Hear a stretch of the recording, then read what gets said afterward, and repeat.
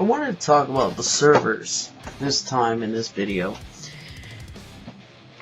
Before I really get into really in-depth thing, I think a lot of the servers closed down over time of the 2 years that the game has been out. Because in the first picture you can notice that there is a lot of servers that are actual white, and then you see the ones that are grayed out at the bottom.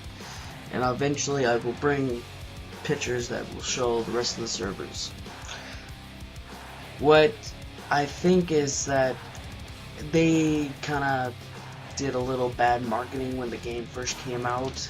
Instead of worrying about having enough servers for the population for people, what they should have done is maybe have the amount of servers that is shown on the first picture.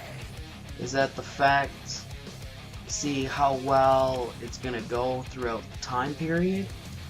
I think that's what really made it bad when it first launched, because when there's too many servers, there's too many people being scattered everywhere, and not enough people.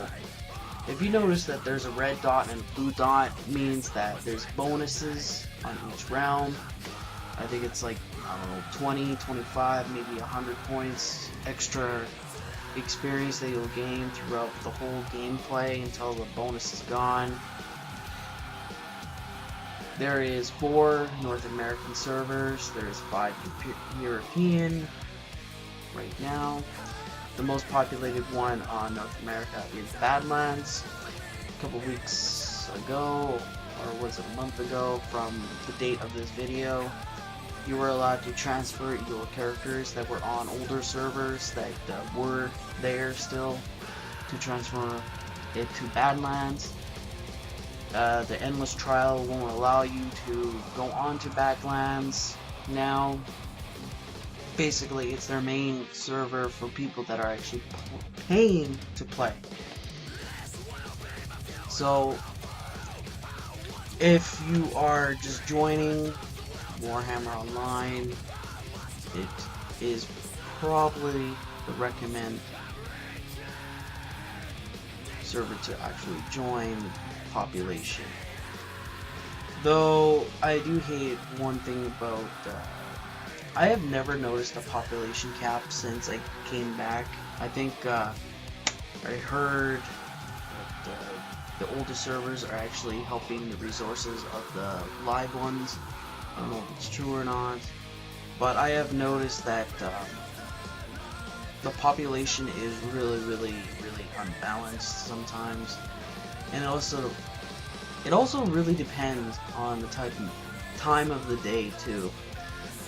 But majority of the time, since destruction is popular because everybody wants to play the bad guy, and yes, I have quoted with my fingers when I said those two.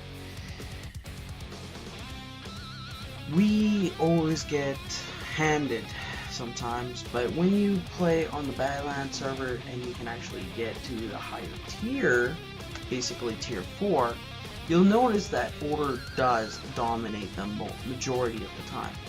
But like I said before, depending on the time of day, so if there's more people, like let's say if you're playing at night and there's more people sleeping, there's gonna be not that many people on.